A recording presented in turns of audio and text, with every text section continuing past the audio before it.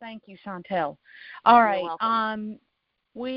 Let's see. Let's start with numbers. Denise O, one app for 332. We had Cliff J, one app for 492. We have Tisha R, 4 apps for 1,180. We have Nadia M, 7 apps for 2,021. Janine A, 1 app for 2,300. That's quite an app there, Janine. Kayla R, 5 apps for 2,899. Sarah Z, 4 apps, 3,548. Myself with 8 apps for 8,036. And Chantal with 10 apps for 10,926. Sorry for the technical problems, but now we are in for a treat. Chantal will be talking with Sarah and Kayla on their attitude and their production and how everything is increasing. And now I'm going to turn it over to you. All right. Good morning, guys. Thank you for bearing with us on while Paige and I sort out what our issues are, but we'll get this nailed sooner or later. So I wanted to start first with both of you, just kind of walking us all through how you guys are doing as far as being able to go out there, write business. And, I mean, first off, it's going to start with your mindset. And, I mean, Sarah, I can remember that day you walked in the office, and I think that was, like, the second time I had seen you. And you were, like, sitting there handing me back the sheet that had all the leads on it saying, I think I got to go get a job. But obviously things have turned around. You've been pretty consistent. Can you start, Sarah, and just kind of walk us through first with your mindset, and then we'll go to Kayla, and then I'm going to talk about a few other things with you guys. I'll ask you questions. Yeah, good morning, everybody. Thanks so much for giving me this opportunity. So, yeah, I think back on that day, my mindset definitely was not in the right place. It was focused more on my financial situation, which had been pretty dire just because I came from a different IMO, and what was promised to me wasn't happening. So my mind was like, oh my gosh, I've got to have money in the bank rather than I'm actually helping people. So I think one of the things that really has helped me is Chantal's suggestion to listen to Dave Anderson, and listening to him at conference and what I hear on the podcast is the exact same thing. So what I've been doing is going back to his podcast from the time that he started them and going forward, just listening to them. I think also listening to Dom talk and how fired up he is about our successes and what we see on WhatsApp and how excited everybody is when we write an app. It motivates me to do more, but also knowing that when I step into a home and I'm talking to, whether it's, one person or a couple, if I leave there knowing that I have protected their family, that if something happens, then because of me, they're not going to face a hardship, then that's good for me. I've experienced quite a bit of loss in the past couple of weeks as far as people that I've known, I've worked with, close friends of my family. My brother-in-law's sister passed away, and I've heard of, this person didn't have anything, and that hit me so hard where I was like, I don't want the people that I see to go through that. If I can help this, then that's really what's motivating me to go out there. And I know I'm not going to be able to help everybody, but if I can at least help the people that I see, and help them understand, listen, this is something that you need to have. You don't want your family to be in a financial burden because you could have taken care of this today. So that really has helped me to go forward and make sure that I'm doing the best in the home that I can. And also making sure that I'm reaching out when I don't know something. I have zero problems picking up the phone saying, Chantal, this person's got 5 medications. What should I write? Because I want to give them the best options. Right. That's awesome. Okay. Perfect. Thank you. Kayla, you've never like threatened that you needed to quit, but like everybody else in this world, everybody's got stuff going on in their life that sometimes it might be hard to push forward. How are you able to do that? Well, I think that, first of all, good morning, but I think that a big part of it, kind of like Sarah, is in the beginning it was all about, well, I didn't have a choice.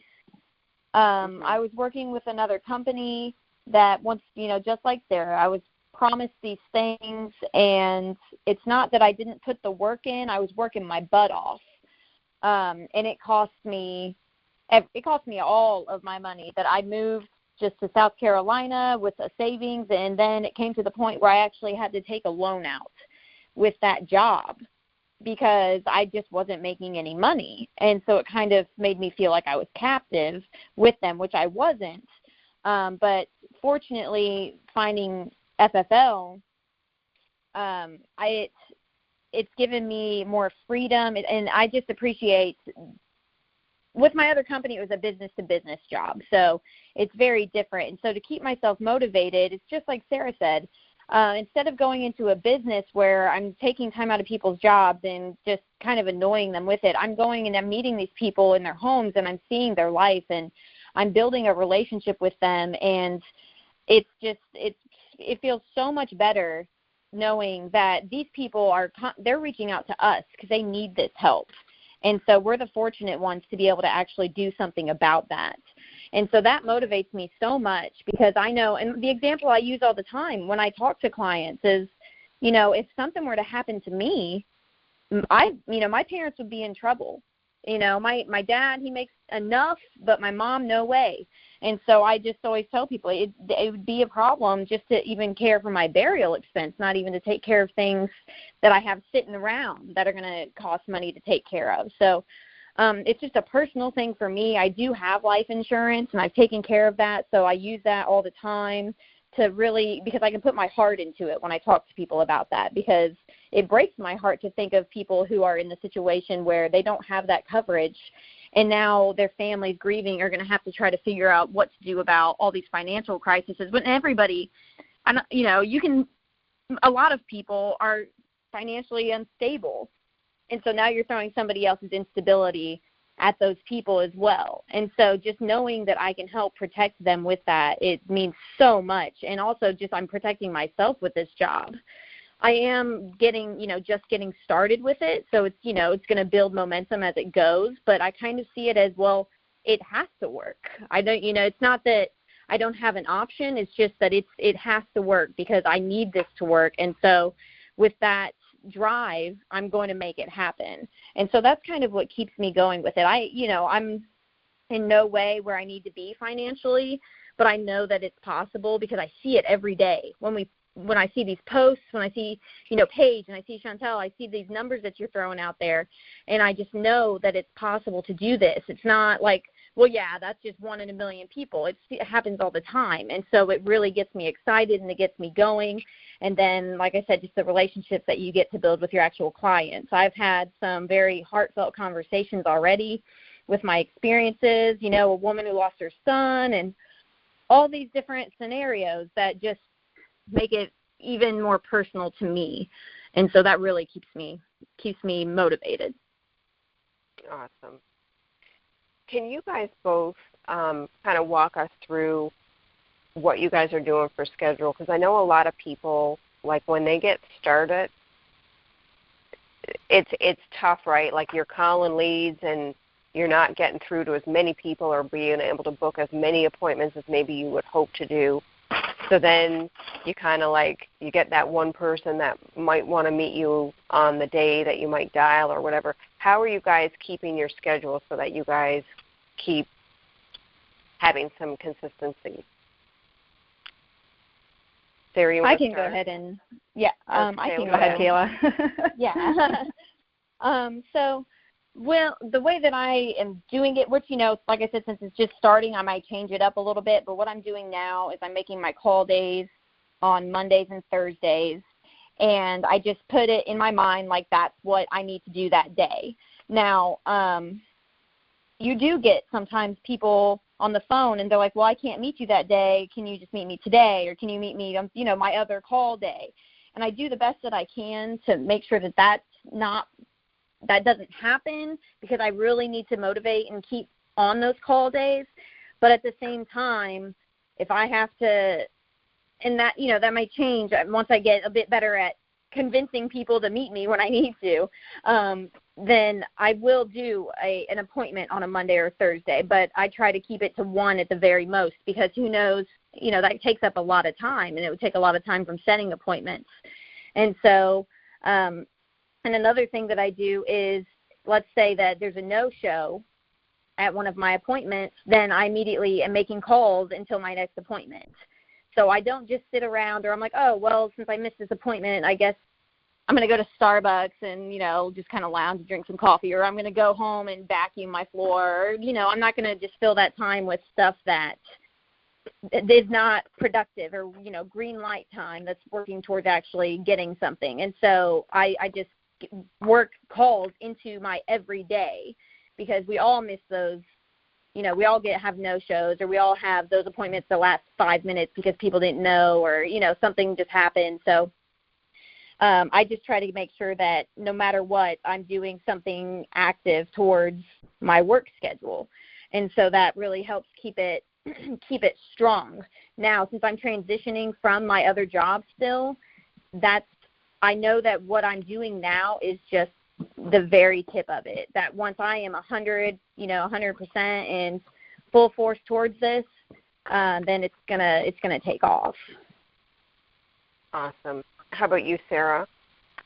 So I'm going to echo that. I know I had a reschedule on Monday that normally for my dial days, I'm like, no, I need to, make sure that I'm dialing all day. But I said, hey, listen, yeah, I'll go ahead and take this on Tuesday afternoon, knowing it was just one. And like Kayla said, one is okay, but I didn't want to book up my afternoon. And I'm glad I went, because it was a final expense lead, and I ended up writing the husband and the wife. But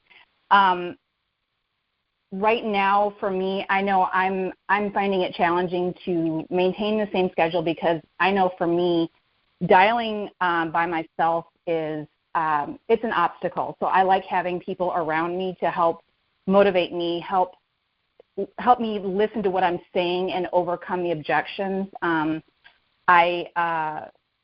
tried to do the live dial yesterday. I don't think it worked, but I'll tell you what, that was the most uncomfortable thing I've done, and it made me go out of my comfort zone, and I'm so glad I did it, because it held me accountable for my calls. But I'll typically call either Monday or Tuesday, and then Thursdays. And then if I'm not booked up on Saturdays, which I haven't been, or if my appointments aren't until the afternoon, then I will go in on Saturdays to dial as well. And I'm not as good as calling in between appointments. I will dial a couple of them, but I need to get myself organized so that if I do have a no-show, that I'm automatically just picking up the phone. It's right there, dialing, hey, listen, I'm in the area right now, or even door knocking. So that's something that I know that I need to get better on. Yeah, so essentially you both are like, when you're working, you're working. You're filling your time, making sure you're not wasting time, which is awesome. What are you guys both doing as far as leads go, so that you're able to book the appointments? Because I know that's one that people starting out struggle with. How many leads, what kind of leads? What are you guys doing for leads? I can go.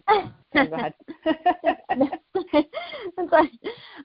So it's, since money is still tight with me, what I've been doing, once I sell, or, I get an app, then I take that money and I put it back in. So I've been getting, so far I've only been able to do like the minimum of 20 Facebook leads, but then I'll also do, $50 in cherry pick leads. So I'll go in and look at the 1 month to 3 month old mortgage protection leads, and, I'll spend $50 to $100 on those. And so that's, but as I get income, I just always put it right back into my leads.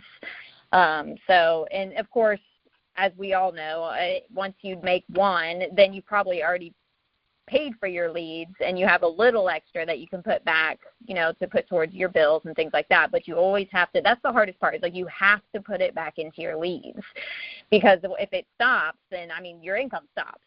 So it's a balance. And I think that's something that people like us understand. I don't know if that's entrepreneurs or what it is, but we understand the risk, but it's an investment. And so that's, and once I get going, I definitely plan on getting more around 60 to 80 leads a week, just because of my proficiency rate, being able to close and everything like that. I just need more leads as a beginner, I think, to be able to hit those numbers.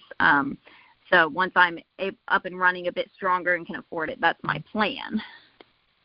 Okay. How about you, Sarah? I'm the same way. I've been doing quite a few final expense leads. I've done it through the FEX leads through Jeremy. I can't remember his last name. It starts with a K. But I just recently got more leads from Secure Agent Mentor, which is Cody Askins. But also I'm going in and I'm doing the cherry pick mortgage leads. I just bought I think about 25 of them the other day. In different counties, just to make sure that I'm not staying around Wake County, or I'm trying to expand a little bit. But just like Kayla said, when you sell, you do have to invest that money back into the leads. So that's what I've been doing, making sure that I'm purchasing the leads first, and then looking at possibly the money to go towards some of my bills, because I understand that if I don't have leads to call, then I'm not going to have any appointments to set, and then I'm not going to get any applications. So it is a fine balance. And just like Kayla said, the more I write, then the more leads I'm going to get. So right now I'm averaging about, I think I have about 45 leads right now that I just got between the cherry pick mortgage protection and then the leads of Cody's coming in. But I do plan to up that as I'm writing more business. Right. You guys both said the same thing, which is awesome, as far as you need to look at this like a business.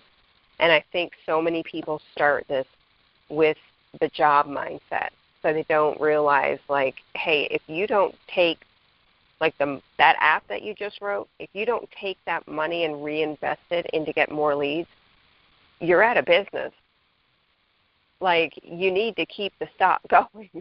And, I guess not everybody has that mindset, and hopefully anybody on this call that maybe isn't thinking that way maybe needs to rethink, that, hey, this is a business, and this can be a tremendous business. The potential, it's really unlimited. But you do need to invest in it to keep that flow going. Which I'm happy to hear that you girls are both doing that. And Kayla, I have no doubt, like you said, once you're out of the other place, and I have no doubt that you're going to take off. And Sarah, you've been about the most consistent person that we've had on our team, as far as making sure that you're at the office and you're dialing and you're booking appointments and you're closing them and you're calling for help when you need to. These are all such important things, and I'm just really proud of both of you. So I think right now we've taken our 30 minutes. I appreciate you both. I appreciate everybody for taking the time out of their day to get on this call. I hope it's been helpful. And, guys, we have a really strong team.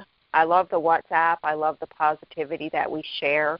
And if you guys ever need, anything else, please feel free to, reach out to whomever, because you might connect differently with somebody.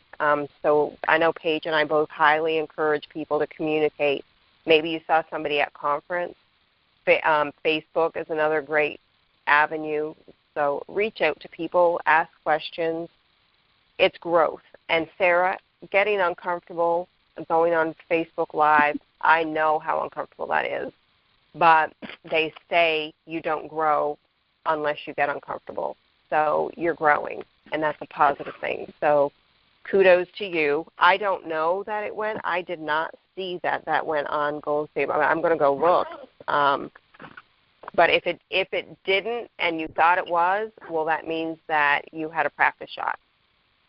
But I know everybody would love to hear you dial, and probably you too, Kayla. So anyway, guys, everybody make it a great day. Have a great weekend. Reach out if you need something. And again, guys, if anybody has any suggestions of topics that you want us to cover, please let us know. We do this call to help you guys.